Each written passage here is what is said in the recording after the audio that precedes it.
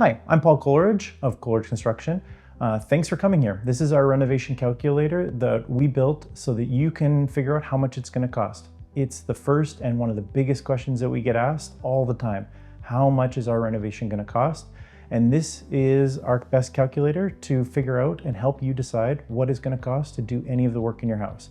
We've broken into a few different sections, kitchens, main floors, bathrooms, basement suites, and additions. And then you can kind of go choose your own adventure. So click through, pick one of the projects, and it'll ask you about some square footage.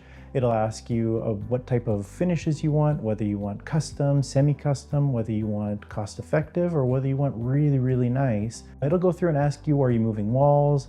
What kind of plumbing changes you're gonna make? It'll go into a bit of detail, but if you can get all that information in, it's pretty user-friendly, and then it'll give you a lot of helpful information and a lot of helpful guidance.